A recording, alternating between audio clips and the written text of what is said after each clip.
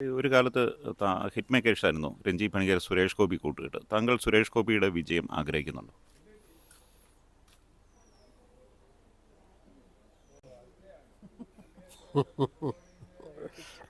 അല്ല, കുഴപ്പിക്കലൊന്നുമില്ല. എനിക്ക് കൃത്യമായ രാഷ്ട്രീയമുണ്ട്.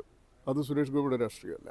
ഏറ്റവും അസുന്ദരമായ ഒരു അവസ്ഥയിലൂടെ കടന്നു പോകുന്നു എന്നുള്ളത് നമുക്കൊക്കെ ബോധ്യമുള്ളൊരു കാര്യമാണ്. തീർച്ചയായിട്ടും അതിന് ഈ സിസ്റ്റത്തിൽ അത്തരം ജനാധിപത്യം എന്ന് പറയുന്ന സമ്പ്രദായത്തിൽ അതിൻ്റെ അത് കെട്ടുപോകുന്ന സന്ദർഭങ്ങളിൽ അല്ലെങ്കിൽ അതിന് ഗുരുതരമായ പ്രതിസന്ധികൾ നേരിടേണ്ടുന്ന ഘട്ടത്തിൽ തീർച്ചയായും ജനാധിപത്യം അതിൻ്റേതായ പരിഹാര മാർഗങ്ങൾ അതൊരു ഓർഗാനിക്കായിട്ട് കണ്ടെത്താറുണ്ട്.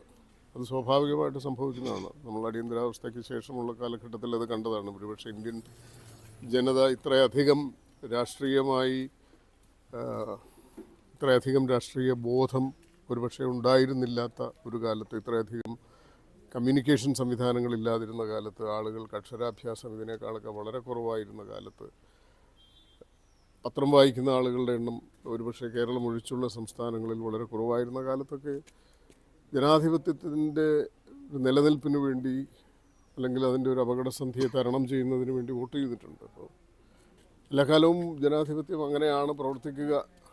അതിൻ്റെ എല്ലാ പരിമിതികൾക്കും പരാധീനതകൾക്കും ഉള്ളിൽ നിന്നുകൊണ്ട് തന്നെ ജനാധിപത്യത്തിന് അതിൻ്റേതായ ഒരു മെക്കാനിസമുണ്ട് എന്ന് വിശ്വസിക്കുന്ന വോട്ടറാണ്. ഒരു കാലത്ത് ഹിറ്റ് മേക്കേഴ്സായിരുന്നു രഞ്ജി പണിക്കർ, സുരേഷ് ഗോപി കൂട്ടുകെട്ട്. താങ്കൾ സുരേഷ് ഗോപിയുടെ വിജയം ആഗ്രഹിക്കുന്നുണ്ടോ?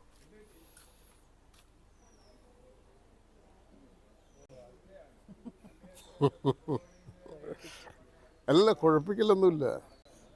എനിക്ക് കൃത്യമായ രാഷ്ട്രീയമുണ്ട്. അത് സുരേഷ് ഗോപിയുടെ രാഷ്ട്രീയമല്ല. അതിലെൻ്റെ മറുപടി ഉണ്ടല്ലോ.